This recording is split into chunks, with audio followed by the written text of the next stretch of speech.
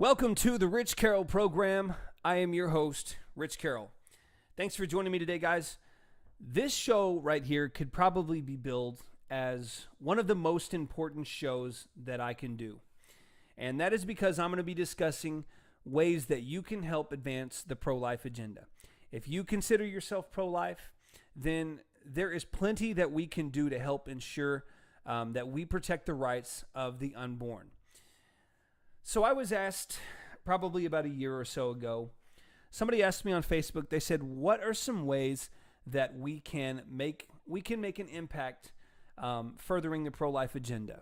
And I believe this was about the time that it was being discovered that Planned Parenthood was selling aborted baby parts. And I took the time to write down a few things on what I think that we can do to help protect the unborn. So I want to go through that, and hopefully this will empower you to take action and make a difference in the lives of the unborn. So the first thing that we can do is bring awareness to the whole issue. Now, abortion is not a hot subject for people to talk about, and when it is discussed, it can be very divisive.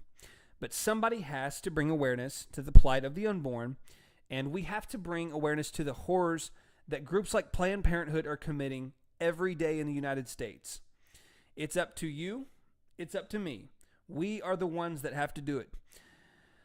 So when you're discussing things pertaining to abortion, I can't stress this enough. You have to do it in a way that doesn't turn people off immediately. If you're trying to change minds, what I mean is if you start out by calling women murderers who have had abortions, if you viciously attack people who call themselves pro-choice, then that's a quick way to have people shut you out. And like I said, if you're trying to change minds, you don't want to have the discussion that way.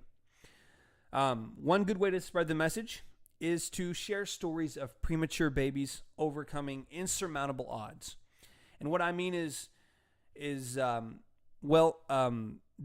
group called Live Action on social media, and they do a great service to the pro-life movement. They share stories of babies who are born weeks, months premature, babies who have survived abortion attempts, and how they go on to lead normal functioning lives. And what that does, that shows to me, that shows that at this stage in life, in a pregnancy, that if a baby is born prematurely, that they can survive, it helps bring humanity to the unborn. And that is one of the most important aspects when you are trying to change minds to a pro-life viewpoint, is bringing humanity to that baby. Number 2, contact your senators and your congressmen. It is very important to have our congressional representation advance pro-life legislation. Most recently, the Pain Capable Unborn Child Protection Act passed the House of Representatives, but it was recently killed in the Senate. This bill would have prevented abortions after 20 weeks, except in the case of rape, incest, and in the life of the mother. Now, the 20 weeks mark is significant because when a baby is at 20 weeks, it can feel pain in the womb. Dr. David A. Prentice, who is the Vice President and Research Director of the Charlotte Lozier Institute, said in a May 2015 interview, quote, "The science pretty conclusively demonstrates young babies still in the womb at 20 weeks after conception, and probably even earlier, do indeed feel pain, and in fact may feel more intense pain than a newborn or an adult." I think we should take the time to note that 3 Senate Democrats crossed the aisle to vote with Republicans in favor of the bill, and they deserve recognition. Those senators are Democrat Joe Donnelly of Indiana, Joe Manchin of West Virginia, and Bob Casey of Pennsylvania. Thank you, 3 senators, for voting in favor of life. However, Republicans Lisa Murkowski of Alaska and Susan Collins of Maine voted with the Democrat majority against the bill.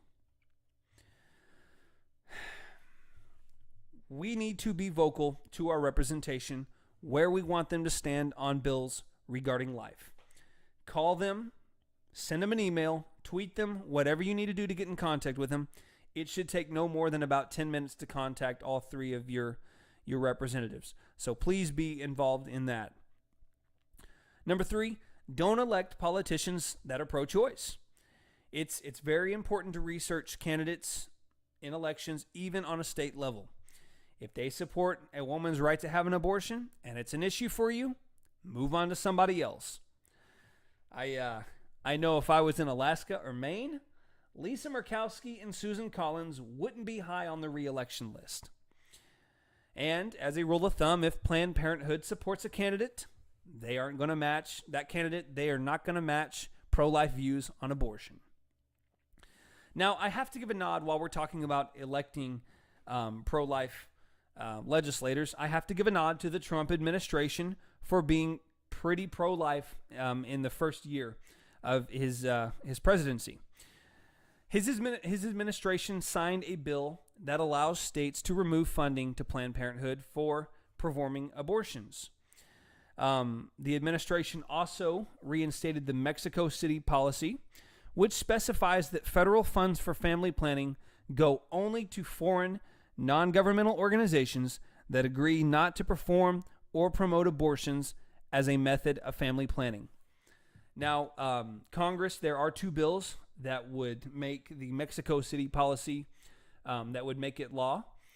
And those 2 bills are H.R. 7 and S-184 in the Senate, which is the No Taxpayer Funding for Abortion and Abortion Insurance Full Disclosure Act of 2017. As I said in the previous point, contact your legislators and tell them to support this legislation. Point number 4, support pro-life organizations. When you support pro-life groups, you are potentially helping save a baby's life. Even a small donation of $5 helps further efforts to protect life. Groups like the National Right to Life and their affiliates work to enact pro-life legislation on a state and federal level, and they work to educate people on the right to life. As I mentioned, if you follow Live Action on Twitter or Facebook, they are constantly sharing stories of babies overcoming the odds.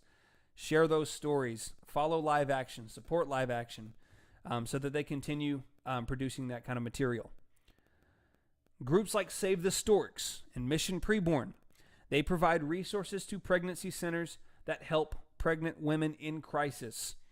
They will even provide free ultrasounds to women in hopes that they will forego an abortion. Now, having said that, I want to take just a few seconds, and I want you to watch this video.